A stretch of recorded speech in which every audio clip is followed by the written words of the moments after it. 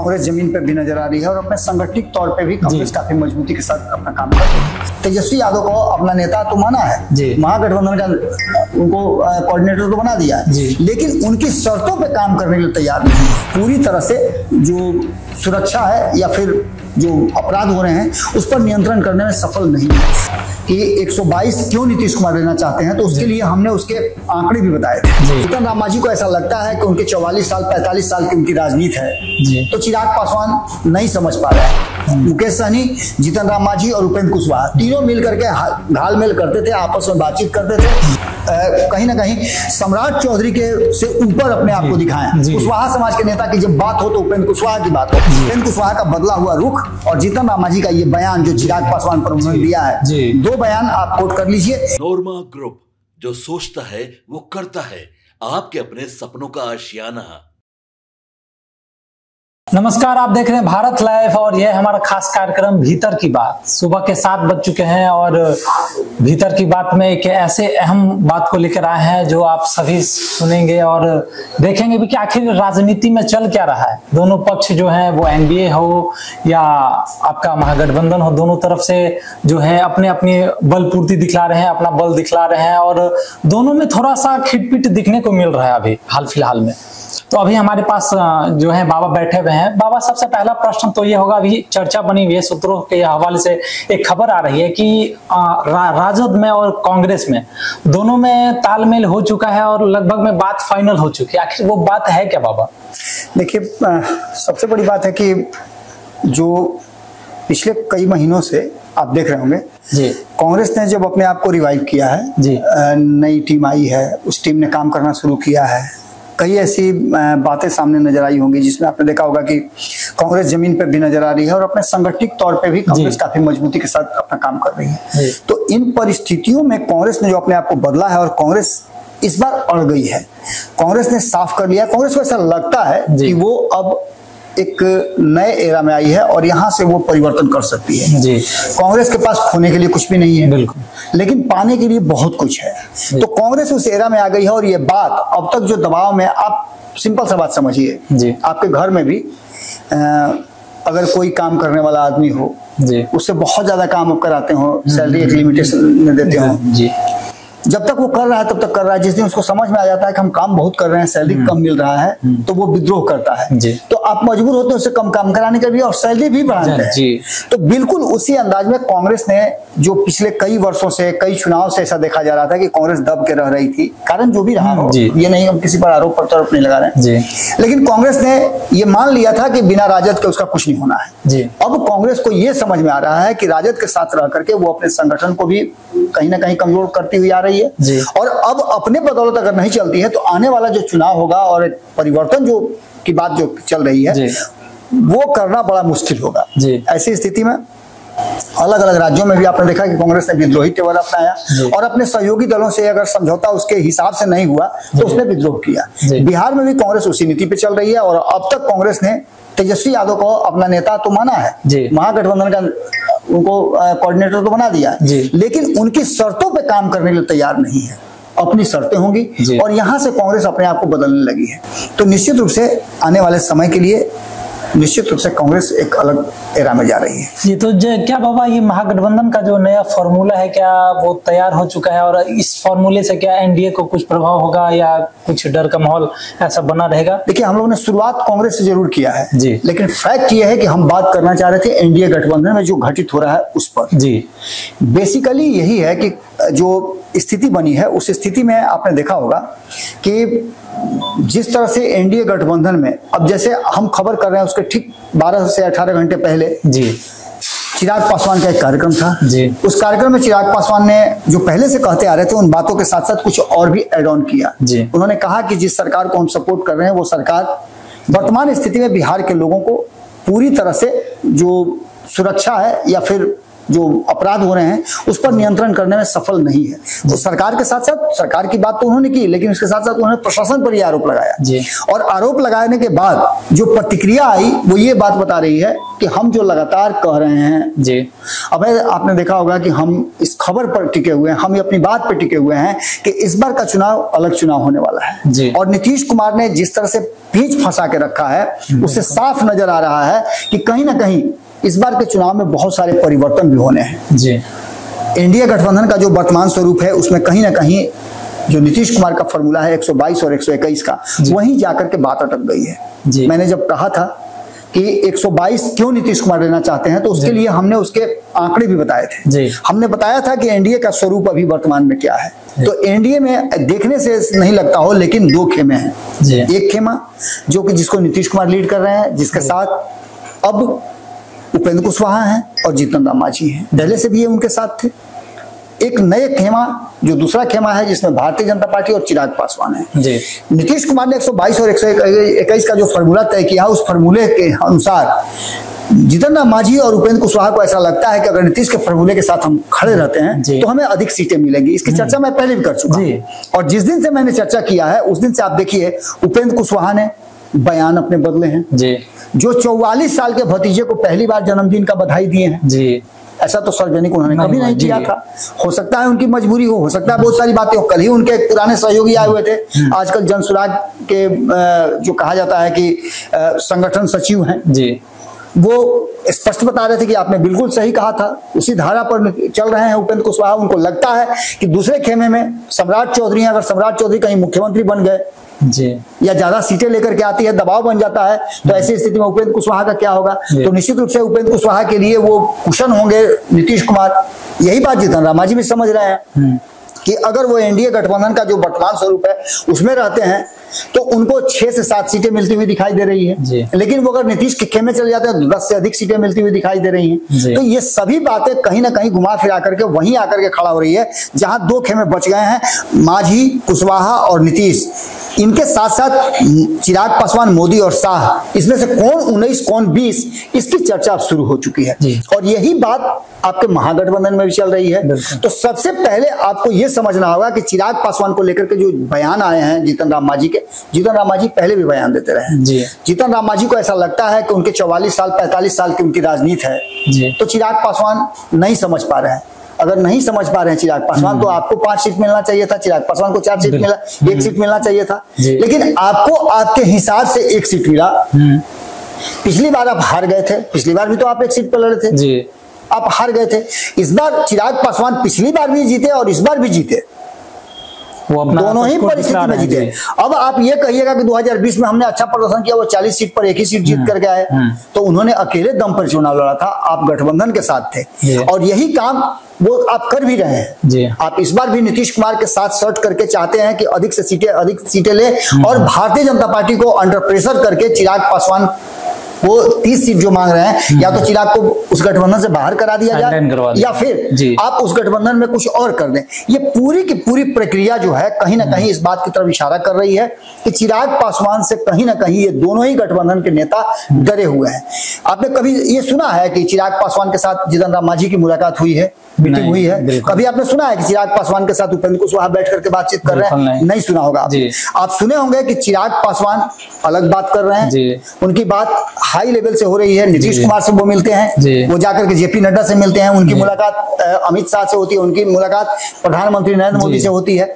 लेकिन ये आपस में मीटिंग करके जो 2020 में ये कर रहे थे महागठबंधन में रहते हुए कि तीनों मिलकर के मुकेश सहनी, जीतन राम मांझी और उपेंद्र कुशवाहा तीनों मिलकर के घालमेल करते थे, आपस में बातचीत करते थे और तीनों करते क्या थे, अंत में सबको पता चल गया कि तीनों अलग हो गए महागठबंधन से।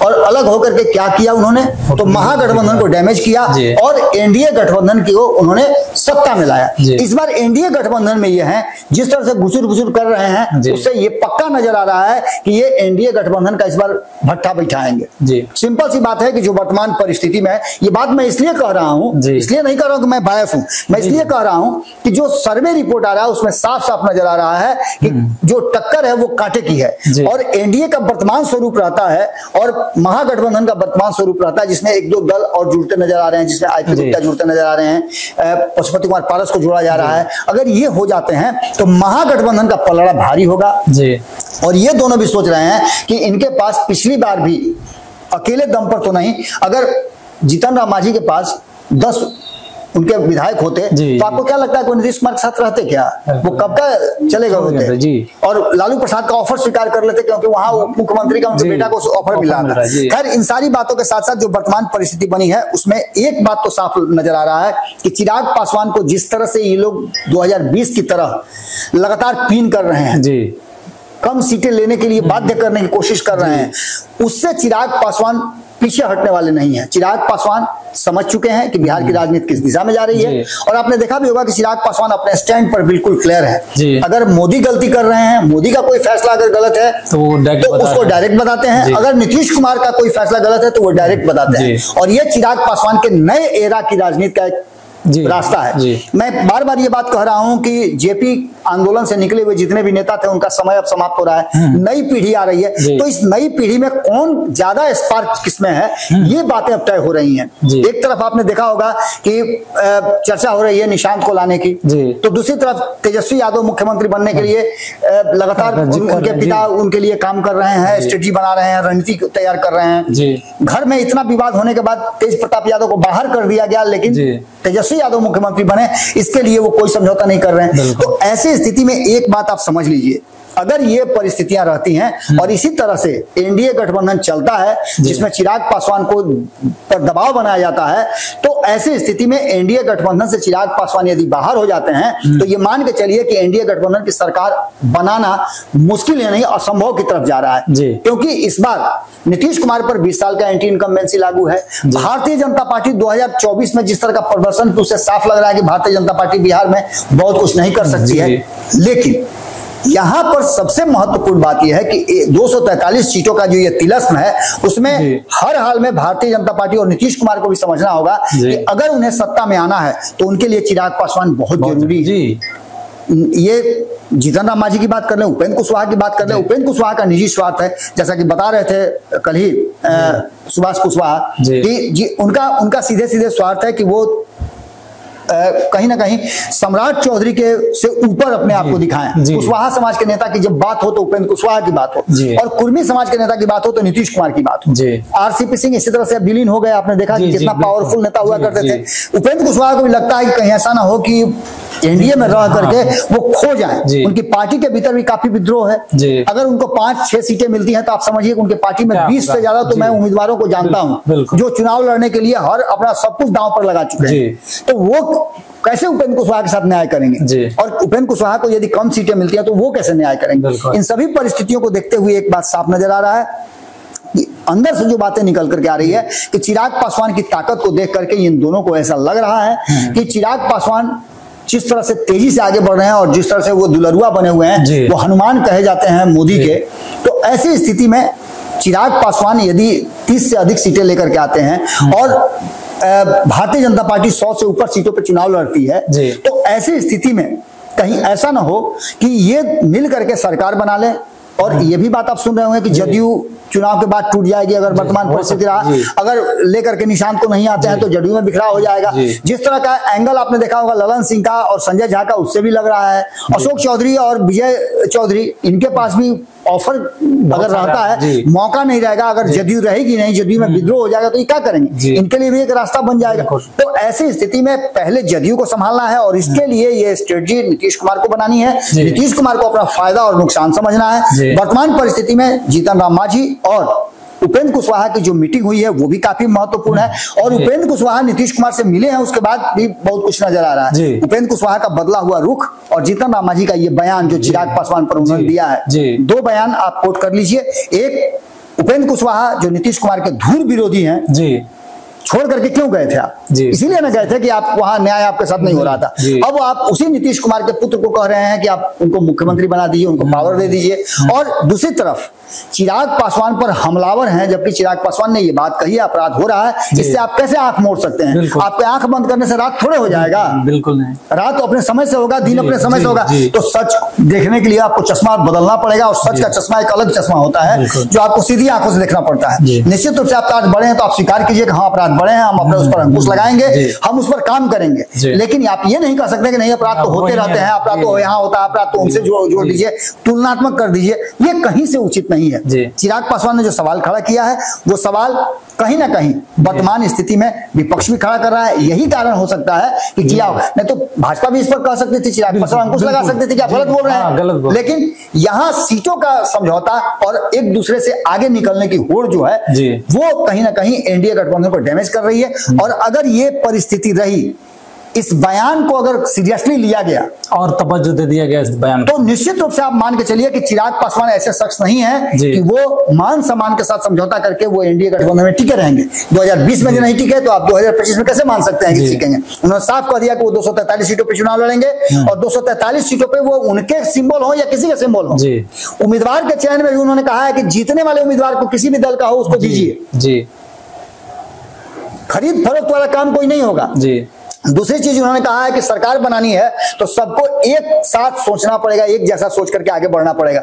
निश्चित रूप से आप समझ लीजिए कि अगर चिराग पासवान के साथ किसी तरह का कुछ होता है या फिर चिराग पासवान को कमजोर करने की कोशिश की जाती है तो ये एनडीए गठबंधन के लिए घातक भी हो सकता है और एनडीए गठबंधन के सरकार का इति श्री रेवा खंडे भी हो सकता है। संख यही बच जाएगा, 7वां अध्याय समाप्त हो जाएगा। सत्यनारायण भगवान की कथा में आपने सुना होगा ना कि अंतिम अध्याय समाप्त हो, तो वही होने वाला है। नीतीश कुमार के बिना सरकार नहीं बन सकती है और चिराग के बिना आप सत्ता तक नहीं पहुंच सकते हैं। 2020 में पहुंच गए अलग बात है, लेकिन अब नहीं पहुंच सकते हैं। ये बात भी क्लियर हो गई है क्योंकि चिराग पासवान ने इन 2-3 सालों में 5 सालों में अपना कद काफी बढ़ाया है और इस बढ़े हुए कद के साथ चिराग पासवान ने ये बता दिया है कि उनका पावर क्या है। 100% स्ट्राइक रेट के साथ मैदान में है। तो जैसे कि बाबा आप फिलहाल तो हमेशा बात करते हैं, दोनों गठबंधन के जो नेता हैं उनसे बात करते हैं, तो क्या लगता है कुछ बदलाव हो सकता है इन बिल्कुल। आप देखिए सिंपल सी बात है कि जब नेताओं से मैं बात करता हूं, अलग अलग राजनीतिक दल के नेताओं से बात करता हूं, तो सबके मन में वही बात है। सबने हमारी उस बात को कहा है कि आप जो कह रहे हैं कि हंग असेंबली हो सकती है, वर्तमान स्थिति काफी कांटे की टक्कर वाली है और ऐसी स्थिति में सरकार किसकी बन जाए ये कहना बड़ा मुश्किल होता है। जरा सा 19-20 हुआ और आप लाइन से बेलाइन हो गए। आपने देखा होगा कि पटरी पर रेल चलती है, ड्राइवर चलाता है, लेकिन अगर थोड़ा सा 19-20 हो जाता है तो पटरी पर से डिरेल हो जाती है। बिल्कुल दोनों लाइन एक समान होना चाहिए तभी ट्रेन चल सकती है। जरा सा 19-20 हुआ ना तो ट्रेन बेपटरी हो जाएगी। वही स्थिति एनडीए गठबंधन की है और वही स्थिति महागठबंधन की है। दोनों गठबंधन में लगभग यही चल रहा है। सीट शेयरिंग का समझौता जब तक नहीं होता है तब तक किसी भी गठबंधन को आप अस्थायी नहीं कह सकते हैं। इसके बाद जितने भी सर्वे आए हैं वो यही बात कह रहे हैं कि वर्तमान स्थिति में कांटे की टक्कर है। अब इसमें कौन ऊपर नीचे होता है, कौन किधर से भागता है, ये सबसे महत्वपूर्ण है। अगर एनडीए टूटा तो आप ये मान के चलिए कि एनडीए में से एक भी कोई इधर से उधर सरकार, खास करके चिराग पासवान जैसे नेता या नीतीश कुमार, तो ऐसी स्थिति में एनडीए गठबंधन की सरकार असंभव जैसे। तो जैसे कि बाबा क्या लगता है आपको कि चिराग पासवान एनडीए छोड़ सकते हैं या जो कुशवाहा है मांझी है वो कोई बड़ा खेल कर सकते हैं इस बीच में? बिल्कुल खेल ही तो हो रहा है ना।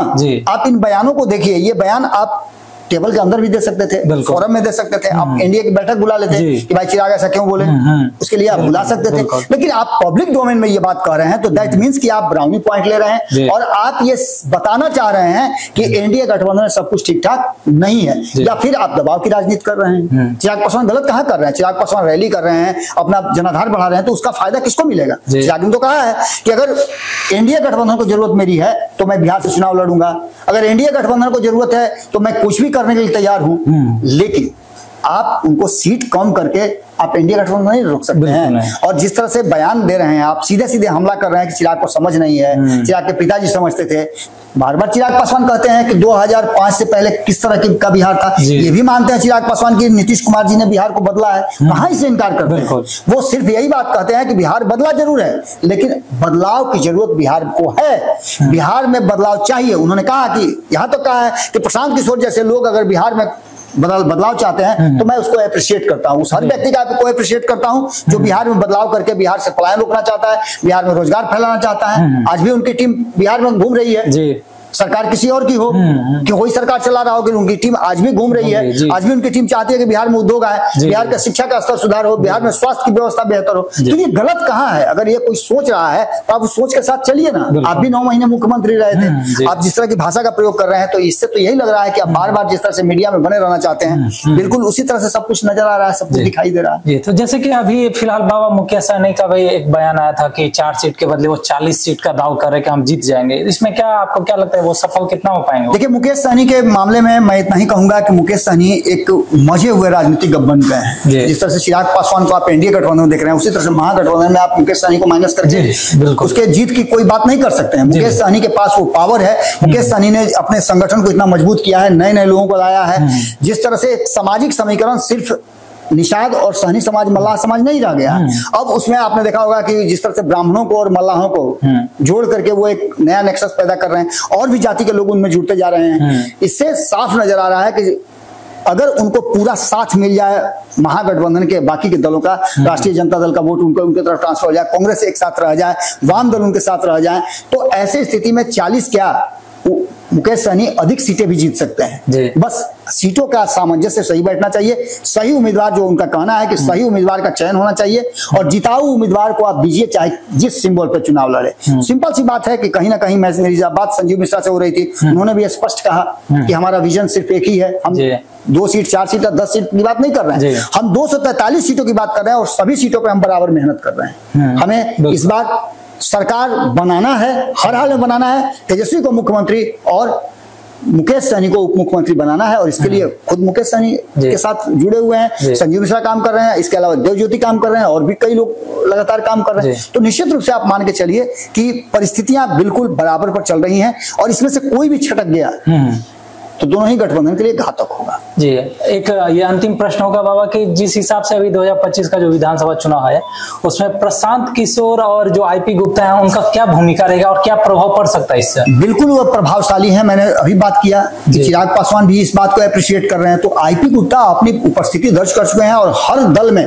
कल ही आपने देखा कि राष्ट्रीय जनता दल के नेता जो हैं वो सदन में बोल रहे थे, सदन के बाहर निकल कर बोल रहे थे कि आईपी गुप्ता के साथ गड़बड़ हुआ है, गलत हुआ है, उनको फिर से आप एससी में शामिल कीजिए, शेड्यूल कास्ट में थे, शेड्यूल कास्ट में शामिल कीजिए, नहीं तो आंदोलन करेंगे। आंदोलन कर ही रहे हैं वो, और उनका वोटर जो है वो काफी एग्रेसिव वोटर है, इसलिए आप उनको माइनस नहीं कर सकते हैं। ये नए छत्रप जो आए हैं बदलाव की तरफ लेकर के जो जा रहे हैं, इनको आप माइनस नहीं कर सकते। प्रशांत किशोर को माइनस नहीं कर सकते हैं, आप आईपी गुप्ता को माइनस नहीं कर सकते हैं, आप चिराग पासवान को माइनस नहीं कर सकते हैं, आप मुकेश सहनी को माइनस नहीं कर सकते। ये सभी लोग अपने अपने वोट बैंक, अपने प्रभाव के साथ हैं और सबने कहीं ना कहीं मेहनत किया है बिहार में।